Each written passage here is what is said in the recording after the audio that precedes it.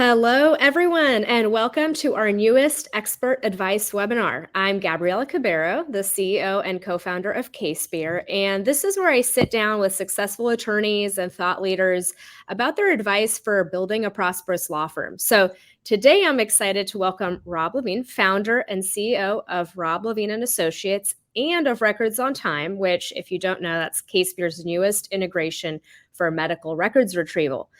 Little bit about Rob. He opened up his personal injury law firm over 2 decades ago, starting first in Rhode Island and gradually expanding into Massachusetts and Connecticut, and now serving clients nationwide. And in addition to PI, their practice areas include veterans, disability, social security, disability, and medical malpractice. Rob, you're known as the heavy hitter, firm of almost 200 attorneys and staff fighting for people in need of help. Building a firm, a business of this size, it's no accident. It takes a lot of work, marketing investment, marketing risks, and of course, hiring, training, and maintenance of great people, which is what we're going to talk about today. So welcome, Rob. Thanks, Gabby. I appreciate it. Thanks for having me on. Looking forward to talking to your audience and your users for CASEpeer, and I appreciate the opportunity. Obviously, thanks for giving us the opportunity to integrate with you. That's been a great experience and things have been going really well. Awesome. Well, so today we're talking about investing in employees. We were talking about kind of what a topic might be, and this was something that really blew me away. It's something that you think about a lot. You've applied and tested a lot of different things at your law firm and in your other business, Records on Time. So talk to me a little bit about first yourself and your law firm, and then we're going to dig in. I'm excited. So myself, I have an unusual background from most attorneys. I started in emergency medicine. I was an EMT. Then I went into the Army as a military police officer. Then I became a police officer. And while I was a police officer, I went to law school at night. And then after graduating from law school, I'd been a police officer for maybe 7 years at that point, and then left for the practice of law. I'm a paramedic now. I'm a ski patroller. So I like helping people. I like making a difference in people's lives. So that's taking that one-on-one relationship, right, where you make a difference for somebody as a police officer or paramedic for one person at a time, practicing law, right, with having a large law firm with a national footprint for Social Security and Veterans Disability, we get to help thousands and thousands and thousands of people. So it's just been an amazing experience as I watch us grow. That's really amazing, Rob. I don't have any studies on this, but I talk to a lot of attorneys, and I do find that people that come to law later in life or as part of their career stepping stone, as opposed to right out of college and then right into law firms, you guys tend to be very entrepreneurial and bring to it a different perspective, which is very cool. Yeah, for sure. I mean, obviously part of growing, right, is getting experience and seeing different things. When you follow the normal track, high school, college, law school, there's not really an ability to see a lot of different things because you can't even work while you're in law school full time. So and that's it. You go into a law firm, you have no other business experience to really bring to the table.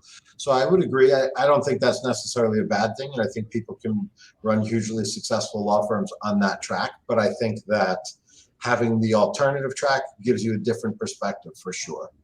Yeah. So we talked a little bit, I guess, on your journey to being an attorney, but what was it as you were doing these other things that made you think, gosh, this is what I want to do, and then end up on that personal injury, social disability, veterans disability side of things? Well, for sure, when we first opened, I did a little of everything. I tried family law. I actually even did a little bit of criminal, which had a very short shelf life after being a police officer. I tried some bankruptcy, I did workers' comp. I mean, I did a little of everything that came in the door. And then over time, right, I'm not a believer in jack of all trades. I think that with the growth of law and the changing of law and really staying up on current trends, you really need to be focused.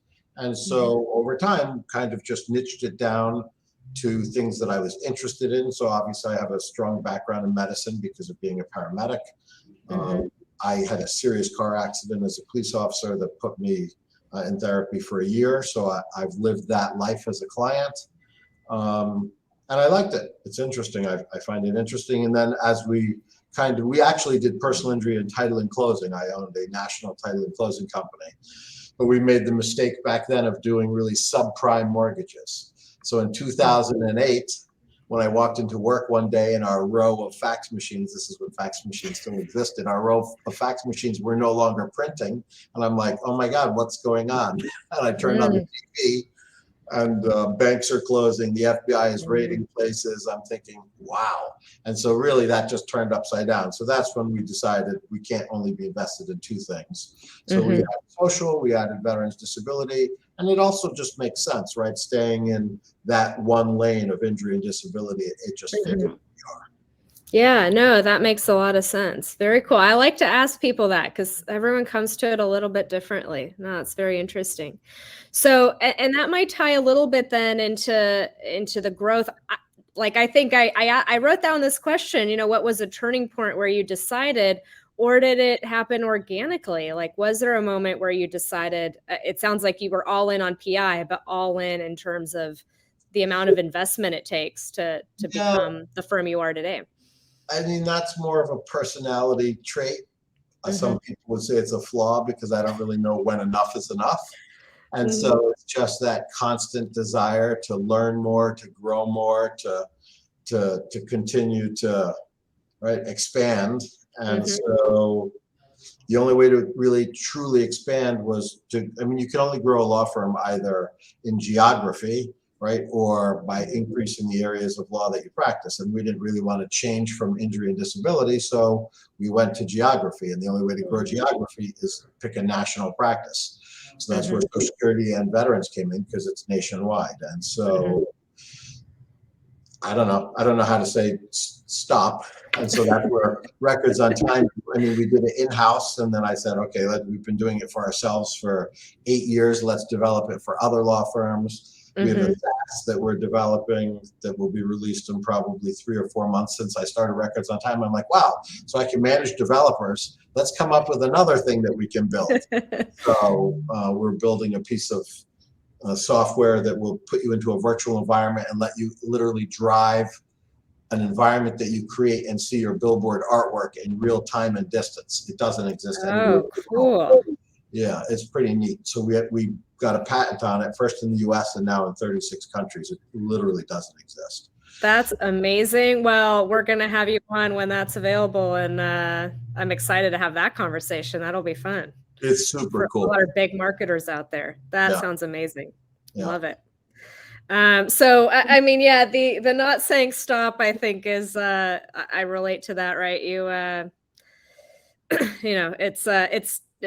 It's endless, right? The possibilities and where you can go, and it's exciting to see that. With PI, do you look at getting into other states still, or so we're actually talking about launching another state now. I won't say what state, but there's definitely another state that we have identified based on, one, I wanted reciprocity because I'm not taking the bar exam again. So it had to be reciprocal and let me get admitted from, and it's not from Rhode Island, it's from Massachusetts, because Rhode Island almost has reciprocity with no one. We're not a friendly state.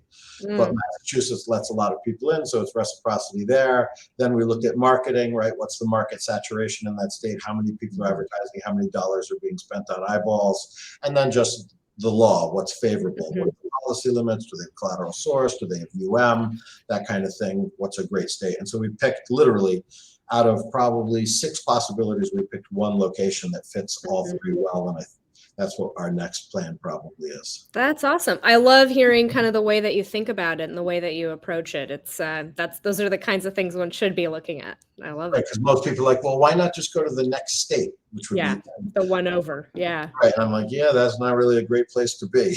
Yeah. No, it's really interesting. I love that. And I hear a lot about the reciprocity. We're based in California, so also not a very friendly state. But what I hear from most people is once you survive the California bar, some of the others that do have better reciprocity are not as bad. So so let's dig in a little bit into your law firm. Tell me a little bit about how it's organized. So we have a pretty strong management hierarchy, which actually we're going to completely flip upside down. I'll talk about a seminar that I was at and a speaker that I listened to and a decision I made, which literally no one in my law firm even knows. We're having an executive board meeting on June 6th where I'm going to announce it. But I guess I'll announce it here first. So there's obviously the CEO, which is me. And then really at the same line as me as you have a CFO. And then there's a COO, the direct head of the entire operations. And then under her, we have a director of operations, human resources. And then we run by division. So you have personal injury, Social Security, and veterans disability. Medical malpractice comes with personal injury. And so in each division, there's 2 managers. So you have a division manager for the paralegals and a division manager for the attorneys. And so then under the division managers, you have team leads. And then under the team leads, you have the rest of the team. And so that's really how probably 99% of law firms run. Maybe not as much management structure, but that's the concept, right? Yeah. What I call top down, which is most businesses. And so I can be a great cheerleader. I can stand up and say, hey, this is what we're going to do. Here's our plan. This is why it's going to be great for you. You're going to love it. Here's our birthday party. Here's our huddle. We're going out. We're doing this. We're doing that. But at the end of the day, everything came from me. So I'm creating an advisory board, which will probably be about 20 team members. And that will be 5 from each group. So we have personal injury, Social Security, and veterans disability, but then you have the call center, which I think 30 something people in the call center now. So that's considered its own group as far as I'm concerned. It's a large group. Yeah, it's a big group of people. 5 from each group, and they will together be the advisory board on law firm issues. So culture, bonuses, structure, process, anything that affects everyone. And then we'll break them out into breakout groups. And then they'll focus on issues in PI. The 5 will be, so 5 in each group. And so then they will really make recommendations and ideas and share with the executive team, and we'll work together in unison. There'll probably be one liaison that goes from the executive team to that group and gives them ideas of what we're struggling with, and then they can work on those ideas and they can pass to us ideas they're struggling with. So I just think we never ask what I would call the dumb question in the executive. And the reason for that is when you've been doing it for 21 years, well, why do you do it that way? As embarrassing it is to say, the answer is, well, we've always done it that way. Why would we do it differently? And so I went to this presentation, and I'll give you one example. So for 50 years, we've been launching rockets. And for 50 years, those rockets have been one-time use. They crash, they burn, they're done. No one in 50 years in NASA has ever said, hey, why don't we reuse a rocket? The cost of a rocket is the equivalent of a 747 Boeing jet. So imagine flying from New York to LA, everybody gets off the plane, a truck pulls up and burns the plane. It's one use. Nobody would be flying, the cost would be ridiculous, which is why we barely had space exploration continuing, because the cost is just out of control. So along comes who? Elon Musk. You hate him, you love him, people think he's insane, whatever. Still a genius. Exactly. He knows nothing. So what was he goes to the United States and said, I want to buy rockets. I want to start space exploration. Sure, we'll sell them to you. Here's the price. He's like, I can't afford that. Then he went to Russia. It's more expensive. He's like, okay, so I'm going to have to build my own. Within the first month, the first question he asks when he looks at all of the data is, why are we using rockets once? Why are we not figuring out how to land them? And so his rockets go up and they land in the same place they took off. So what did NASA do? They copied. And so they said, oh yeah, that's a great idea. Let's do that after 50 years of no one asking why, and literally cut the cost of the rocket program by 40%. Yeah, that's amazing. I like it. Yeah, if you don't bring in someone from the outside, right, that person that's not going to say, well, we've always done it that way, then you don't change. You can't think outside of the box. You follow the same process. So like creating a group of people who are, one, doing the job every day, but haven't really been part of the history and the creation, and they don't know the normal rules. Well, we do this, we do that because of this, and profit and loss, and here's that, and here's why we do it. They just know their piece, and they're going to say, well, why are we doing that? It doesn't make any sense. We should be doing this. And I think, oh, never really thought of that. I love it. No. And, I think there's a lot of, it's not just attorneys. This is a business owner thing, right? I think there's a lot of people that you get in your way of doing things in your perspective. And maybe, especially, business owners and business founders, sometimes there's some ego in there, right? Not you and me, Rob, of course, but, and you stop listening to those kinds of things. So the fact that you're evolving in terms of creating more ownership and more feedback, I think is very cool. Yeah, I'm looking forward to it. It should be great. Well, keep us posted.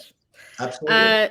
So the next question I have is about training. This is something that came up between you and me briefly, and there's a lot that you do with training that I think is very unique, and I was excited to hear from you and bring that to our audience today. So I think training is super important for two reasons. First of all, you have a client who has entrusted their life to us, right? We look at cases and we forget, number one, that cases are attached to people, and we think of it as our case. It's not our case. That's somebody's life, and that belongs to them, and they've given us the privilege of working on their case. And so if you don't train somebody properly, how are you really doing the service to the client, the customer, that they deserve? So many law firms and businesses in general, right, take somebody, put them in a seat and say, do this, do this, do this, and then I'll come back to you. That's not the way, that's not what the client deserves, number one. And two, the important reason to have training is because the anxiety level that you create in your team members when you sit them down to do work without really properly training them and having them understand the entire process is ridiculous. So it's just tremendous. Knowledge is power. The more knowledge they have, the more empowered they feel, the more comfortable they are, the better they can handle their clients. I mean, just full circle, it's much better. Well, and I imagine that most people joining us today work at law firms, and law firms have a lot of turnover, especially volume law firms. And I mean, this is one of those reasons probably is that people, they take the job, they do it for 2 weeks, and then they run in the opposite direction as fast as they can. I would say that's true. I mean, looking back, I can remember people who came in the morning and left at lunch.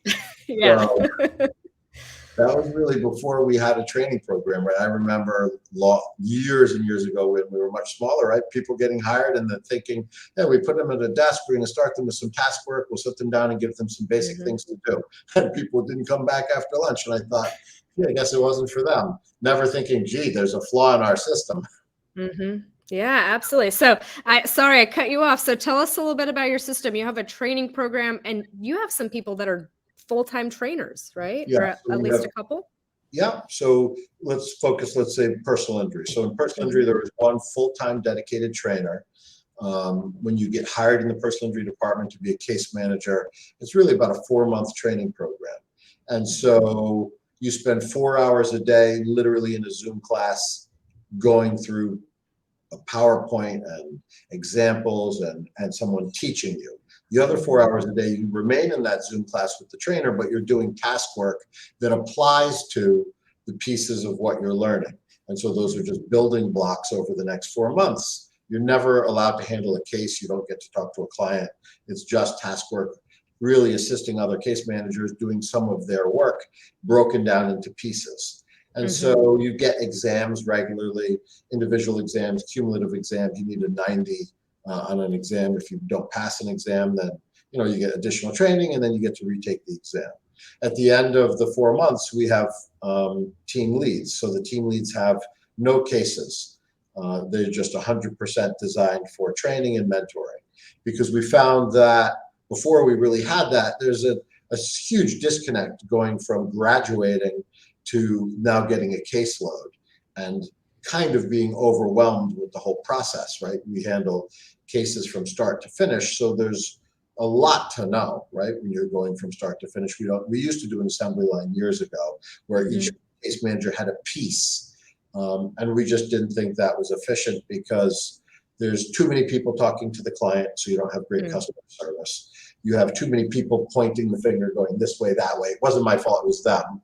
So now I have ownership. This is your case from the beginning to the end. You can't point your finger at anyone. You have the client knows you. You build a relationship. It creates a higher referral rate for clients to come back to us or refer friends. It just all around it's better. If you don't have a training program, it's very difficult because the amount of knowledge that person has to have is tremendous, right? And if you don't have good culture and you train those people and they leave, it's easier in an assembly line to what I call plug and play, right? So somebody leaves, I only need to train them for 3 weeks to put somebody in that spot, like building a car. All you need to do is go zzz, and that's it. Put the bolt in. But just give good delivery. So the team leads have anywhere from 4 to 6 team members assigned to them, and then they're responsible for creating an individual training plan. So they evaluate that person with a final exam, see what their strengths are, see what their weaknesses are, and then they monitor them, manage them, train them, work with them, review their work list, review their care plans, everything from start to finish. And they're also, talking to the attorney. So we work in pods. So you have an attorney, a legal assistant, and 3 case managers. So the team is responsible for dealing with the attorney to say, hey, how are things going? Any issues? And they work as a team to create better production. I love that. And do you, oh, I'm so sorry. Go ahead, Rob. No, I wasn't saying anything. So, and then the legal assistant, is where, like, when they get assigned, are they going into that role or the case manager role?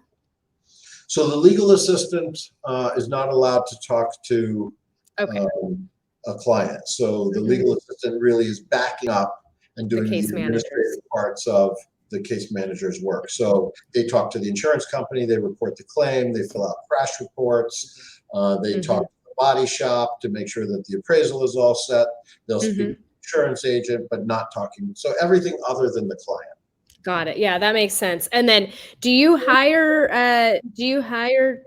people in sort of in pods or in groups? Because I'm imagining the amount of time they're spending almost in this training academy or training program. Are people joining that all the time? Like, do you have a specific hiring cycle? Yeah, it's a start to finish program. So once the class is running, if they're up to 1 week in, sometimes I try to squeeze somebody in and we bring them up to speed. But past the first week, that's it. That class is locked. That's awesome. And how many people may you have in a class typically? Yeah, a class can be anywhere from 5 to probably no more than 10. Oh, very cool. Yep. One thing too, just to our audience and people tuning in, there is a question box on the side. I mean, I have so many questions for Rob. We've got a whole series of them to go through, but please let this be super organic, or you can save them towards the end if you want, but feel free to chime in and we'll be taking those as we go through.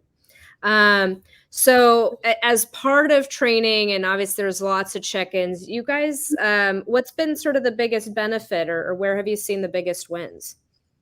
So there's no question, by having the training program and having really team members who are confident in answering questions for clients and building that relationship instead of the assembly line, we've definitely seen our referral rate go up. So the number of clients who either return, or when somebody hires us and we say, how did you get referred to us? Aside from a huge tracking metrics, obviously, of looking at DID numbers and UTM codes and everything else, somebody says, oh, my cousin Danny referred me, he was your client last month.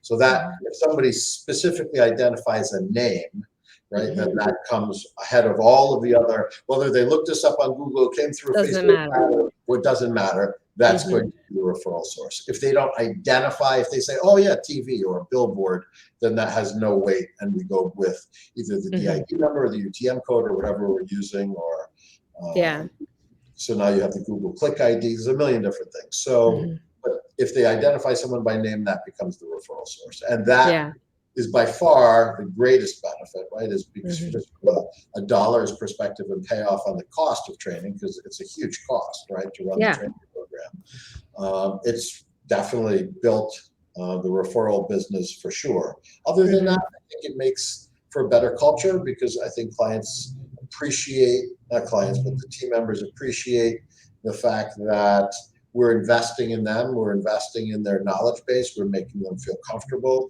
And now we've switched team leads from having cases to literally no cases. So they feel like even more so, we have somebody there that they can ask questions to all the time. So it's really built the strengthening of the culture, which is obviously super important. One thing too that stands out to me, Rob, is that you're also creating a career path for people, which it then lends itself to you retaining employees for a long time. You know, if I'm sitting there as a legal assistant, I can see myself one day becoming a case manager, and one day maybe I'll be a team lead, and, you know, maybe one day I'll be on the advisory board, right? It's really cool. I would agree for sure. You can move in any of those positions. I mean, you can be a legal assistant and be on the advisory board, but the other positions, you certainly could go legal assistant, you could go a case manager, you can become a team lead. There's definitely that growth pattern. So we have a great question from Shauna. Like, how have you developed your training material, or have you found things? How did that evolve over time? So 100% of the training material has been built in-house. So originally the first trainer was Anna, and for person, just talking about personal injury, was Anna. So she's my division manager for personal injury and has been with me 20, we literally just celebrated her 20-year anniversary. The firm's been open for 21 years. So she's the original trainer, and then obviously as a division manager for the size we are, I took as much as she loved training, I'm like, you can't train anymore. It's taking too much time. So then we made another trainer, and you know, we just keep growing. I'll tell you the mistake we made, I think in 2016, 2017, 16 maybe, I wanted to try hiring a corporate trainer. So we hired 2 corporate trainers, so really professional trainers, had master's degrees in education. I thought, okay, we're going to bring in great people who really know how to train. I could send them to a seminar, learn it, and then come back and then train the trainer approach and disseminate information. And it was good for going to a seminar and coming back and then teaching the seminar, but it wasn't good for the base class or for mentoring those people, because they just didn't have enough experience. Like the person who's my trainer now, she's been a case manager for, I think, 9 years she's been with me. And so it's doers make better trainers and mentors than people who the corporate know the theoreticals. Would have worked if I said to them, hey, you have to work for at least a year, go through our training program, and be a case manager for a year, so you've run cases. Then we're going to train it. And we talked to them and like, are you crazy? I'm not doing that. It didn't work. But very interesting.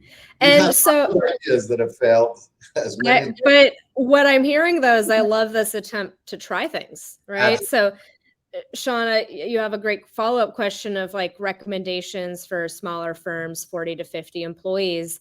Sounds like maybe something just at a smaller scale, but trying it. Rob, how would you maybe address that? 100%. I think that it doesn't really matter what size firm you are. So it doesn't mean you don't necessarily have to have all of these full-time people designated to training and team leading that have no cases. So if you're smaller, you can have someone who's still your designated trainer. And so maybe when they're going to run a class, someone takes over some of their caseload, or you always give them a reduced caseload. So if your caseload for a case manager is, let's say, 120 cases, maybe your trainer only carries 60 cases. And so that way when she's training, she can still manage her 60 cases and she can keep training. And so, you know, it's anything else. There's an evolution to it, and you develop it over time. And the more people you need, the more you remove their responsibilities and make them more focused. But when they're not doing as much time on training, you just have them do other things as well. Yeah, no, that makes sense. And one question, you touched on this a little bit. So what is the average load number for each pod? And I think there with your structure, it's case managers, and then you have 3 case managers and an attorney, at least on the PI side. So what might be an average caseload for a typical case manager at your firm? Our goal is 100. So right now we're over that. We're in a massive hiring just from all the things that have been happening in our growth, especially Social Security and VA is exploding. Like I literally can't keep up. But the goal in PI is 100. Social Yeah. Security is higher, VA is structured a little different because you have you do initial claims and then we do appeals. Appeals is almost all lawyers with one paralegal to an attorney. Initial claims, you have a claims advocate who has an assistant to a claims advocate. It's just a different structure. Yeah. So one question that's a little bit more specific but relevant on the case management side, what are some ways that you would prevent pre-lit cases from getting too close to the statute of limitations? Or do you have a deadline by which you would demand every case? And how do you kind of maybe track and measure that or keep people accountable? Yeah, so obviously, just like in CASEpeer, you're going to run different warning dates and things that come up, right? So obviously using CASEpeer, you have some amazing technology there. It's a great system that gives you all sorts of benefits for running reports, which is obviously managing your team and managing your statutes. So in our firm, we have the first warning comes up when we're 6 months out from the statute. And so once you're 6 months out, the attorney responsible for that file has to do a memo to the managing attorney and explain, hey, this case should be continued to be worked on. I believe it's going to resolve, and this is why. Here are the issues. And the managing attorney agrees or disagrees, and then we'll let it go to the next stage. And then at some point, we're going to pull it, and it's going to go to lit. Not all files go to pre-lit. Some files go to pre-lit from day one. So it just depends on the actual case. Yeah, no, that makes a lot of sense. So I think, Daniel, it's really just about having some system in place where you know when those deadlines are approaching in a consistent and measurable way, and then setting up parameters there that are right to you. Yeah. And having multiple people, right? So yes. Oh, yeah, multiple eyes, right? So our warning dates on our statute of limitations goes to the managing attorney, goes to the attorney in charge of the pod, and I still get them. So, and I only final, I don't get the 6 month, I don't get the 3 month, I don't get the 60 day. I think I get the 30-day warning. So So if you're seeing it, you know it needs like I'm calling someone and saying, what's going on? Why? Is this settling tomorrow or is it going to lit tomorrow? Yeah, that makes sense. Yeah, and in CASEpeer, for example, I don't know, Daniel, if you're a CASEpeer customer or not, but you can go in and you can set notifications on who should get those statute notifications on cases. And that's just so important, is making sure the more the better, typically, right? Is just, you never know, maybe, you know, you don't want those decisions going just to a case assistant, for example. Rochelle was asking about legal assistance. What might their case volume be? I know they're more doing not necessarily they don't really cases, have right? cases. So they're assigned tasks through a checklist that belong to the other cases from the case manager. So you don't have to have a case. You can just be assigned a piece of a case. So that you have different tasks assigned to you, and that pops up on what you're responsible for. So that's what the legal assistants do. They don't have whole cases. Got it. Yeah, that makes sense. So let's talk a little bit about employee reviews. We've touched on it a little bit on keeping people accountable when it comes to statutes.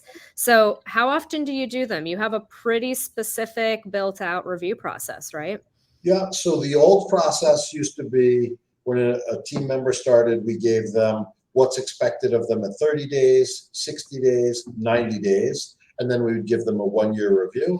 And after that, I think they were at quarterly, and then obviously their 1-year annual review. And I thought, we had good communication. Here's what's expected of you. And then at the 30 days, here's where you stand. Here's what was expected. And we thought it was good. And then we did an anonymous firm survey to say a whole bunch of things, one of which was communication and reviews.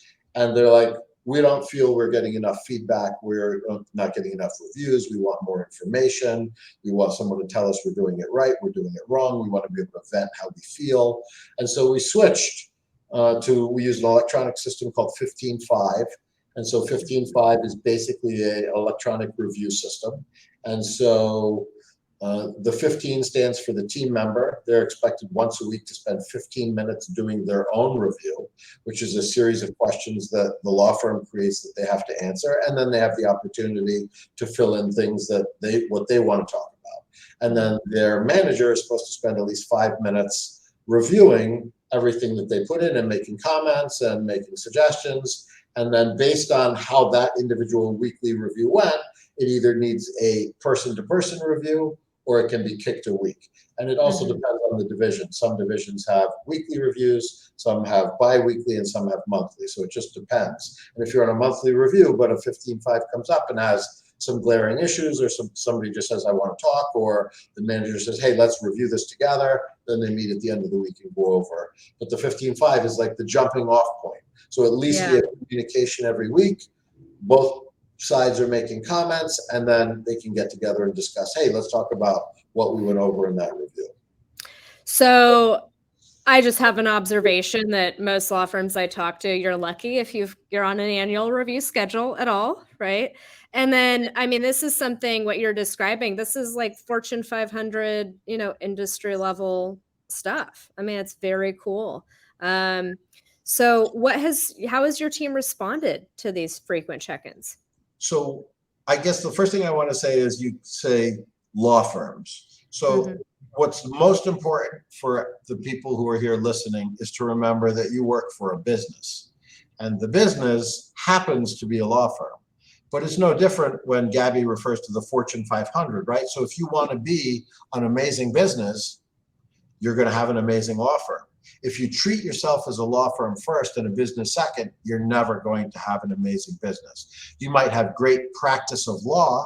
You might have attorneys who are doing amazing things with their cases, but you're not going to have an amazing business, and you'll never be able to grow to what your aspirations are unless you treat it like a business. That's how I've always looked at it, right? We're a business, and that's the obligation to the client, the obligation to the team members, and the goal of the business, right? So that's our mission and vision, and that's just how we run it. So your question was, how did the team respond to it? They love it. Yeah. They love the communication. They love the feedback. They love the opportunity to deliver how they feel to their manager on a weekly basis. So it works out well. And I think the concept of having the advisory board is just going to take that really to the next level, where now you have a large group of people who really have a stake in new process, new ideas, culture, what we should be doing. So I think it's just going to make it even better. Yeah. The one thing too that strikes me about it is that you're also almost self-selecting people that want to grow and that want to learn. I mean, there's people that are like, I don't want to do that. Like, I don't want to get that kind of feedback. And so you're creating an environment where you have people that want that. That's really cool. Right. I was standing I was in Las Vegas last week at a seminar, and one of the attorneys said we had a guest speaker who was there for an hour, and then there's other things that happen. And so they said, no one ever wants to speak up in my law firm. And I said, well, what do you mean? He's like, just nobody ever says what they think, how they feel. I said, well, how do you encourage that? And what do you do? I always speak up. How do you encourage that? And do you guys have huddles? And, what's the opportunity? And how are you doing reviews? And so, yeah, it's like, no. I'm like, well, if you're not doing any of those things, how do you think they're going to speak up? If it's just you speaking and you're giving direction, you're intimidating, right? You're their boss. You're the one that they're coming to directly. You don't have that environment where it's open. And it's hard to create that environment for sure. So I remove myself more and more, even though I consider myself super friendly. People say all the time, oh, I can't talk to you. You're intimidating. Okay, well, talk to somebody else. You have a team lead, talk to your team lead. Let them bring it forward for you. Come together as a group. And that's what I hope the advisory board does. Now you have 20 people together who can say, hey, we think. I'm excited for it. Yeah, absolutely. Oh, I love it. I mean, the first thing after I heard you talk about that, I was thinking about how can I incorporate more frequent check-ins? I mean, it seems like just such an obvious idea, but takes work to implement and takes commitment to the process. And so, I really admire that you've done that. So to that point, what's your response to the law firm owner or business owner or manager that says it's too much? Because that's your initial gut reaction is, we're so busy. How do we even start? Right. So, I mean, it doesn't have to start overnight all at once, right? You can just kind of gauge it into pieces, start monthly with a goal of getting to weekly, figure out, if you want to use the software, like I suggested, 15.5, or you could do it really a million different ways without spending the money on technology. I just like technology because it gives you reporting and it gives the team members, it's not just that, but they can give each other high fives, they can comment to each other. Like, it's a whole platform. I'm just talking about one part of it. So what do I say? I say that if you don't encourage your team to grow, to share, to have information back and forth, if you don't know how they feel and they don't really know how you feel on a regular basis, you're really missing out. And so are they. Yeah, no, that makes a lot of sense. So what are some other ways that you can encourage your employees? Obviously, the advisory board you've talked about, which is really amazing. Do you have other ways that you get people excited about what they do? I mean, absolutely. So first of all, we have just regular culture concepts. So we have Monday morning coffee. So Monday morning coffee is never about business. It's just, hey, how was your weekend? People getting to share, talking about what's going on. It's 15 minutes. It's every Monday. Wake up, here we are. Let's talk and let's get to work. We used to have weekly huddles, like full company-wide huddles. And I just decided that there wasn't enough really great information that made it stimulating enough and interesting enough to do it weekly. So we went to the Monday morning coffee. That always happens. The company-wide huddles are once a month now. So I run that. And that's based on, what's new in the company, what's happening, what's interesting that we can share.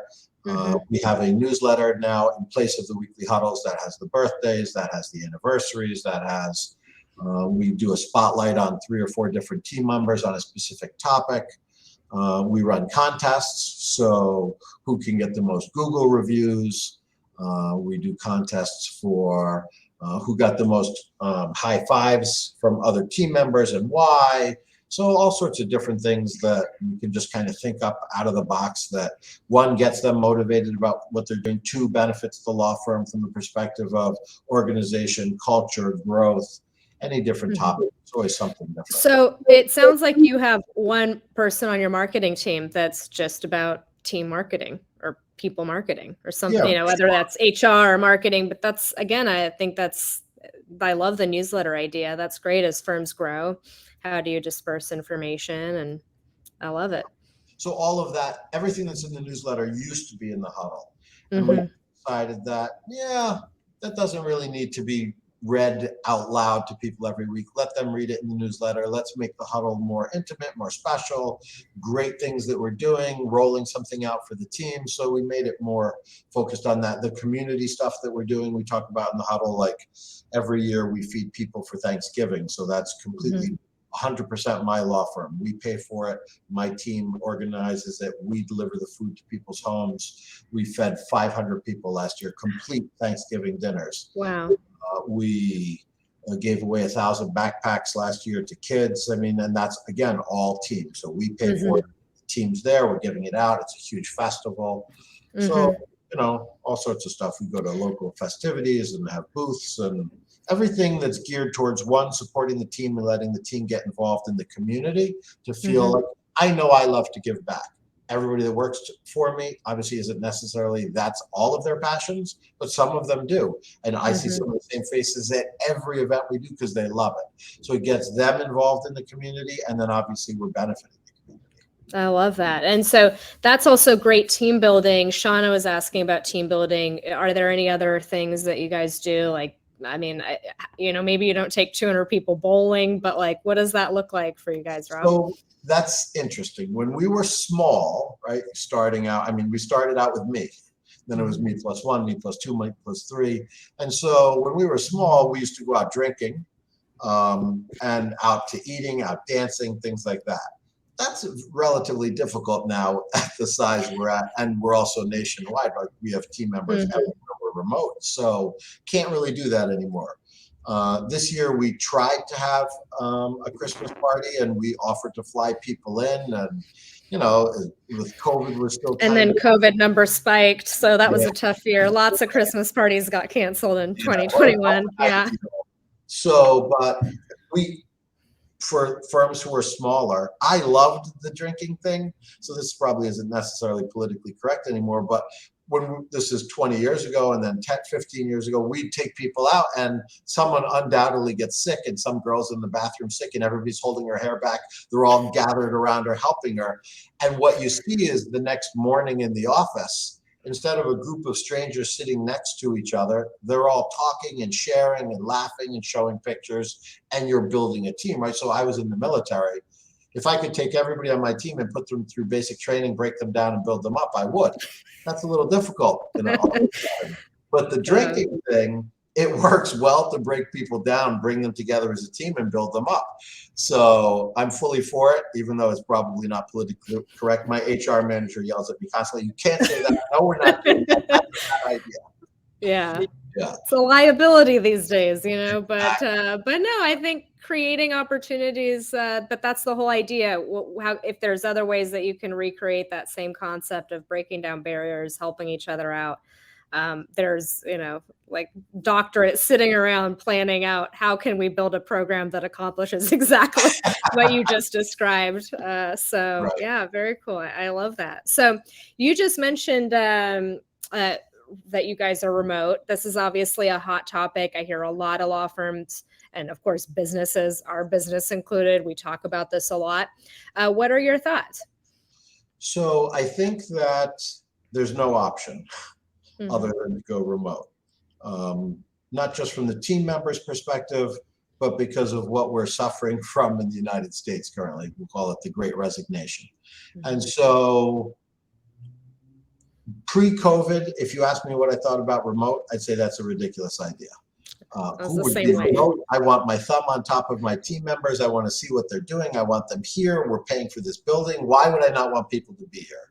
And we did have some people that were remote pre-COVID because we had attorneys around the country doing Social Security hearings, and we had a few people. And then if you worked for me and you were a great team member and you wanted to move, we let you move and you worked from home. But you're talking maybe 3% of the company.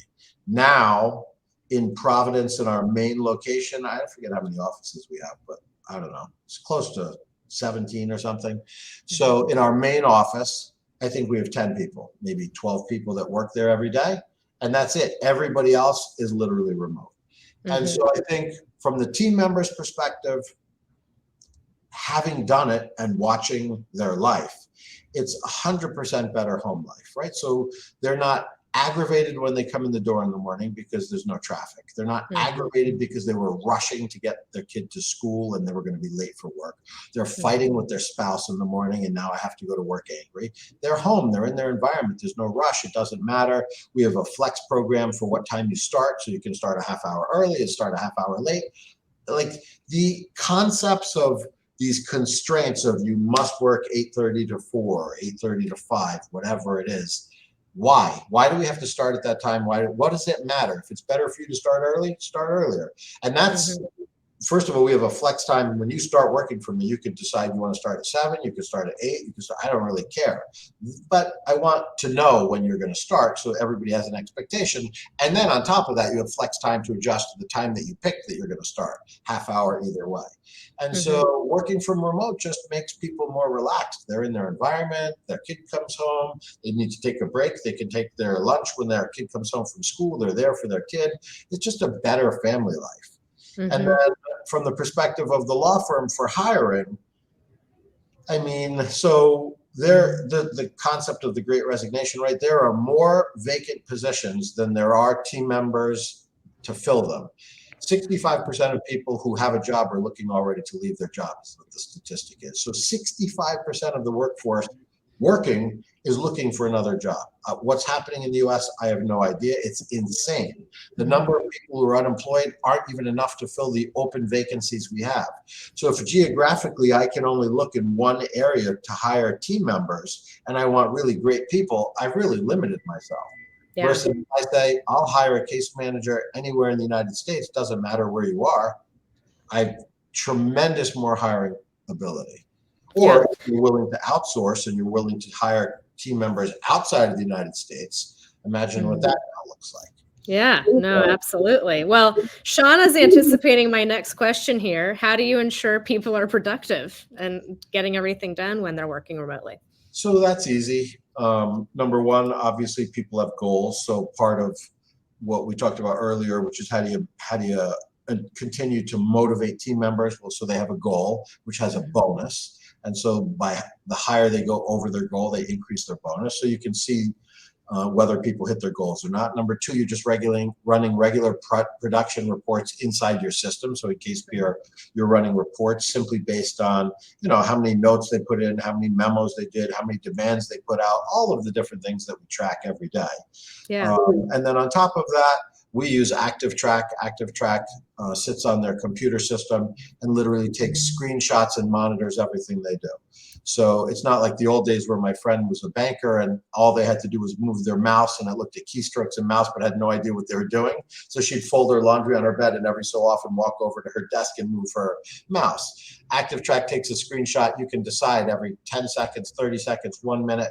So, and then it's literally looks at your screen and takes a screenshot as well as it's looking at the websites you're using, what software programs you're running. And then but HR can run a detailed report and just say, who has inactivity, who has which reports, how much time are they spending, and then it'll flag in red, this person has an issue, in my opinion, based on just its AI, what it's thinking you're doing based on what it sees, and that tells you, look at their screenshots. You can literally go to the screenshots of their monitor and say, were they active, were they not active, what were they doing? And so when we first put it on, this is years ago, was probably we were a little bit more Gestapo mentality than we are now, and we didn't tell anyone. And so one girl planned her wedding for like 2 weeks while she was working, and so another person just wasn't really working at all. And so I remember that meeting and I said, okay, so as a team, I'm going to let you decide if these people should work for us or shouldn't work for us. And I put up the screenshots of her planning her wedding, and somebody said to me, well, how long does this go on for? 2 weeks. Oh no, she shouldn't work for us. And so I said, so this is the new software program we're using. It's on everyone's computer and we're letting you know. And when we hire you, we tell you, hey, one of the things that we do is, we're serious about paying you good money, spending tremendous time training you, making sure that we give you all the tools you have. But in response and in return, what we expect is if we're paying you to work 8 hours a day, you're working 8 hours a day. So a manager said to me the other day, a couple of my team members said they feel like they're overworked. So I said, well, define what that means. Are they working 10 hours a day? No, they go home on time. I said, so you're paying them to work 8 hours a day. How can you be overworked? They get their lunch break, they get a smoke break, whatever it is, right? They're remote. How are they overworked? It doesn't exist. I don't know what that means. You have more work than you can do in a day? That's okay. As long as you're doing a great job, that work will pick up tomorrow. Nobody said you have to finish it. We don't make people work overtime. But I expect you to work hard. I'm willing to do anything I can to train you, to motivate you, take care of you. But in return, we're a team. If you're not doing your job, the person next to you suffers because they're a problem, right? And that there are people who work based on bonus, based on commission. Everybody's work affects everybody else. Oh, absolutely. I mean, that I think is the most important thing, and maybe more insulated with remote work. But the minute someone starts to slip up, it starts to affect other people, and people who work hard get very discouraged by people who don't. So, which is a fantastic point, right? It's the people who work really hard that get the most angry. When we did that anonymous survey, one of the strong things that stood out was people said we didn't fire people soon enough, that the people who weren't really doing the right thing shouldn't work for this company. And I was shocked when I read that. And I thought, okay, we have a problem, obviously. So we need to make sure that people understand what's expected, right? That we're coaching them if they're not doing what they're supposed to be doing. And then if they can't improve from the coaching, then we need to make decisions. And those frequent check-ins probably help with that too, right? Like not only do they feel like you're checking, they get an opportunity to get feedback, but you're really staying on top of stuff as well. Right, absolutely. And that's the goal of the team leads, right? Partly how they're managing their team. So I've been putting in links as you've been mentioning some of the technologies that you're using. Are there any other resources that you'd recommend? Are there groups that you're part of, or places to go that have inspired these things? Books, Yeah, anything like that that you I could think the recommend to most people? powerful tool for learning, for growth, is some of these meeting groups and then mastermind groups. So Hmm. I speak in front of PILMA, for instance, which is the Personal Injury Lawyers Marketing Management Association. So I'm speaking at their annual summit in June in New Orleans. Hmm. Uh, and then there's Daryl's Brain Trust Group. That's a huge audience. I think I'm speaking in front of like 1,000 people in Las Vegas in September. And Hmm. then there's Vista, is amazing. I've spoken for them many times. And Hmm. so they all focus on the same general concept. They look at marketing, they look at management, they look at different new ideas. And so actually I learned how to do Social Security from Ken Hardison, who runs PILMA. So I went to one of his boot camps many years ago on Social Security. And that's really what created our Social Security department. There was a girl there, Bethany, who was teaching on Social Security in his boot camp. And so they used at the time a case management software. We don't use it anymore, but a case management software we were using. And so they had a similar concept to us. And I went up to Ken and I said, hey, do you mind if I make a deal with Bethany to come to my office and teach us and train us? He said, no. At the time I was already in one of his mastermind groups, whatever you work out with her. And we paid her. At first she came up weekly. I'm in Rhode Island. She was in North Carolina, and then monthly and then quarterly. So for 2 years probably, she helped us grow our Social Security department, which now has over 4,000 open cases. It's, a huge part of our practice. So the groups really, people really truly help each other. The Hmm. mastermind groups, there's different groups for different size firms, right? So I was fortunate. I had a very close friend, Paul Harding from Martin Harding and Mazzotti, was in a high-level mastermind group. We were small at the time. I think we were supposed to be doing over $10 million to get into this mastermind group, and I wasn't anywhere near it. And Paul's like, but he's going to grow. He'll be where he needs to be. And that was with Ken. And Ken had many lower groups, but Paul's wanted me in his group. And so Ken let me in, and so it made us grow exponentially. Just the ideas of listening to people who are so much better and have so many more ideas and so Hmm. bigger, you just start copying people and sucking stuff in. You just like sit there like a sponge, and I remember just pages and pages, and that's when I was crazy because I used to text my office. Every idea I came up with, I would send it back to the office. We need to do this. Oh my God, we need to do this. We're doing this wrong. And I Yeah. said 100 things over a 3-day course. Now, I don't do that anymore. I've learned, but I love that. I love that. Well, we've got some great questions coming in. Rob, do you have a little bit time to go over? sure, absolutely. Okay, perfect. So one of them is from Ted, who apparently has seen you speak. You probably know Ted. So he's asking, who checks active track? Like, is that part of HR? How often is that reviewed, or is it a software too that just highlights potential problematic So active track instances? can be checked really by 3 people's responsibility. One is the team lead, the second is the Hmm. division manager, and the third is human resources. And they all Hmm. kind of look at different things. Human resources is just kind of looking for idle time. So Hmm. basically, somebody who they feel is punching a time card, but their time in active track doesn't match. The division manager kind of looks over a bigger picture of what they're using, how much time on needles, or if Hmm. different people are no longer in needles, but the case management software, where they are and what they're using. The Hmm. team is more focused on really task work and the production goals and making sure that what they're putting in their system matches what they're seeing in their active track. Hmm. So it's monitored weekly from the time. And so active track sounds like it can tell kind of also application use and where people are spending their time. Absolutely, That's it cool. knows which applications you're using. Yeah, Hmm. or if you're out on the Yeah. web. Yeah. No, and Shauna, you're absolutely right. We'll send something out. We've got to put together a little digest of what we've learned today. Someone was also asking about the Social Security Disability Boot Camp you went to. I don't know, do you know, is Ken still doing that these days? Or He still does the Social Security one. He definitely puts on boot camps for all different topics.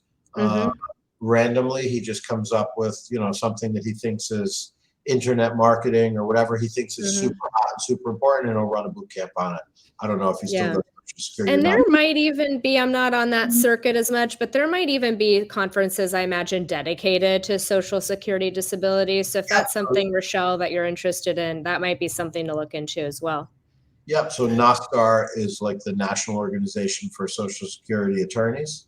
So that's a good organization to join. Yeah. Okay, perfect. Yeah, that's great. Let's see. I think we had another questions. Oh, recommendations for recruiting. And I mean, this is something like, especially nowadays, right? It's harder than ever for a lot of different reasons. Do you have a sense of, do you know how your HR team is recruiting talent and finding talent? Yeah, so we use WiseHire. We were posting on Indeed, LinkedIn, and we still do LinkedIn on our own. We use Glassdoor. I don't know if we're still using Monster, but we recently started using WiseHire. So WiseHire uses Indeed, but because of the volume of business they do, it's a fraction of the cost of going to Indeed directly. And then they give you job descriptions, all sorts of information you can look up, and then they will post ads for you. And if you're hiring remote workers, you can look anywhere in the country, as opposed to if you're using local and you want them in your office, then you have to pay WiseHire by region or territory that you're in. And because we're remote, it's very inexpensive, and it's been a great resource. I'm putting this in. I think that's the link. I'm just going off of the name. Yeah. So one question too. So one of the ways we got to know each other was that we started to build this integration with CASEpeer and your other business, Records on Time, which is medical records retrieval. So speaking about employee satisfaction and law firm success, records retrieval is just, it can be a time drain, or it can be a huge efficiency driver. Can you tell us a little bit about it, and like what led you to build this out as its own, maybe division, and eventually its own company? Sure. Probably 12 years ago, we wanted to outsource record retrieval. We used a company called MediConnect, which I don't think is even in business anymore. And then we tried a couple others, and it was just a disaster. Like, it just didn't work. There was no integrations back then, and everything was platform oriented, which is probably 90% of record retrieval companies now. There's no integration. And so I decided we could do this better in-house. And so we created a record retrieval company aside from the law firm. And then we could outsource to my own company. And so to make it ethical, as part of our fee agreement, clients would sign saying, hey, this is owned by Rob Levine, it's a separate company, here's the fee, blah, blah, blah. And so, of course, disciplinary counsel will look at it because some lawyer complained. Lawyers are always complaining about what we do because we're obviously the largest in our market. So anything we do, we get complaints. And this, like, he's disclosing it, it's up front, it's in the fee agreement, it's fine. And so over the next, 8 years, as the law firm grew, records retrieval grew.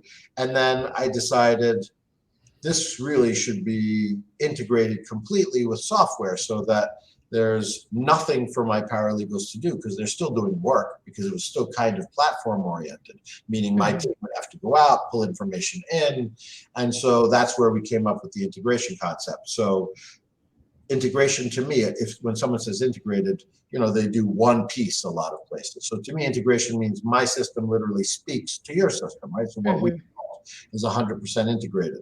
So we come into CASEpeer every hour and we literally pull your record request and pull the HIPAA form associated with it. So there's 16 steps if you break down what a record retriever does. If you do it in-house, your team, your case managers, your highly paid people are doing all 16 steps.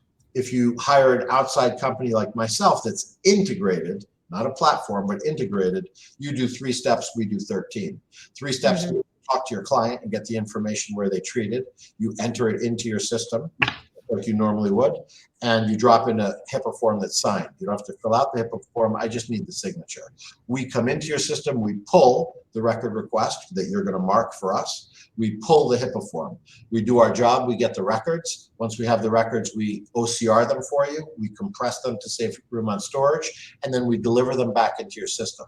So literally into your document storage system, they're going labeled by your client, the provider, the dates of service that you requested, whether it's a bill, a record, or an invoice. So you have everything there. We send you an email that lets you know that the records have been delivered. So that's it. The costs and expenses, we literally push into your expense tab. So you don't have to enter any information. Everything is there for you. And we have one point of contact. So you talk to our customer service rep, who's the individual assigned to you as a case manager, and that's the only person you talk to.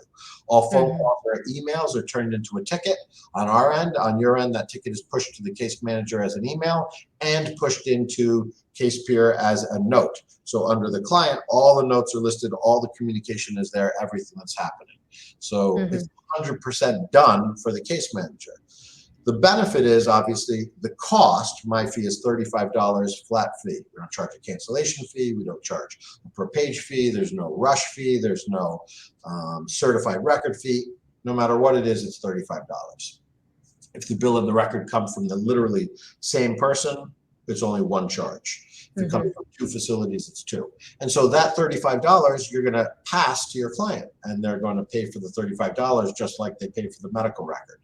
So if the average person treats at 5 places, you're talking about 10 records. If they all came from different places, it's only $350. We have less than a 1% complaint ratio of someone looking at their settlement sheet and saying, hey, why am I paying for that? And that 1%, we take off. We eat the cost. What is 1%? Nothing. So that client's happy, and the other 99% have literally paid for all of that work to be done. And then the time that the case managers are saving, because it's not just money, it's time. They're literally doing nothing except opening up the email and opening up the record we delivered. And now they're focused on growing value, because how do we make more money as a law firm? We either bring more cases in the door or we increase the average fee. Well, we increase the average fee by doing medical management, talking to our clients, the right treatment, and growing value. So my most highly paid people, aside from attorneys, my case managers, instead of doing an administrative job of collecting records and wasting time, we let them focus on what's important, which is building value in cases. So I'm making more money, I'm passing the expense on. And lawyers, because they're not always thinking of the business side, don't really pay attention to how much they're spending in the cost of record retrieval. So when I was in Vegas, was talking to much larger law firms. I don't know what size law firms are here today, but the law firms that were there were probably, no one was under 1,000 records a month. We had people at 2,000, people at 3,000, and the largest person was at 3,500 records a month. So we calculated for him at $25 an hour. At 3,500 records a month, he was spending $1.35 million a year on record retrieval. And he saw that number, looked at his COO and said, oh my God, we need to hire him. Like, people just don't realize how much they're spending and what the savings is when they use us. And to your point, though, I think what's so important too is that people are we have a lot of people that would better spent creating connection with the client and creating value there. So not only is there that expense of a person, maybe you have someone dedicated to it, but a lot of times it's actually at the expense too, hidden cost of a lot of things that maybe are not happening because people are focused on records retrieval. And I will say too, it's funny, every Wednesday we have a little meeting with our team where everyone goes through, we have a topic we talk about, kind of like your Monday coffee, right? And on today we had a topic, what's everyone's favorite new feature CASEpeer came up with? And someone who worked at a law firm back in the day was saying, oh my gosh, my favorite feature is records on time, because it's just, they didn't even do records retrieval, but they sat next to someone who did, and they're just thinking this is the most amazing thing. So I wanted to share that with you too, because That's great. and that employee happiness too. It's not a fun job. It's frustrating. It's For sure. anything we can do to streamline. So again, if you are a CASEpeer customer, that is something that's available. It's seamless. To Rob's point, you don't have to log in. It is a very, very cool feature. So we're excited to be offering that with you guys. Thank you, Rob. Absolutely, my pleasure. And I see Ted is giving us the. I love it. I mean, it sounds like if he's not signed up yet, he will be tomorrow, I think. Yeah, he's the number one leader of my cheer team, I can see. Can you tell I'm a fan? Yes, I can tell. Thanks, Ted. I love that, Ted. Thanks so much for chiming in. It's always good to hear from people that are leveraging it. So awesome. I love it. So any one piece of parting advice for people, wherever they are kind of on the journey of building their firm? Treat your law firm as a business, for sure, not as a law firm. Absolutely give good legal advice, create a great legal product, but for everything else you do, it's a business. And treat it like a business. Never give up. Grit is the most important thing to success, right? So there's always going to be ups and downs, but as long as you're making forward progress every day, consistently pushing and driving, you'll make it happen, no question. I love that. Thank you, Rob. That's a great way to end. So we do have your email on here. Can people reach out to you if they've got any follow-up questions? Yeah, if you're interested in Records on Time, you just go to recordsontime.com, and there's a informational page there. You can just fill it out, say that you heard of us on this website, on the webinar, and we'll reach out to you immediately and get you set up. The last time I spoke, I think we onboarded 20 people within 2 weeks of when I was if that. I think it was even sooner than that, and we've only heard anything but positive feedback. So yeah, I just dropped that link into. We also have CASEpeer link for those of you that are interested if you're not a CASEpeer customer. But definitely, I encourage all of you to check out Records on Time. I put that link in the chat as well. Well, Rob, email. I love teaching. If you can't tell, right? So happy to answer questions. If you have questions for me personally, feel free to send me an email. Well, wonderful, Rob. Thank you so much. I can't tell you how much I appreciate you coming here and sharing your wisdom today. You've been a fantastic guest. Thank you. My pleasure. Have a great day. All right. Everyone, take care. We'll see you next time. Bye.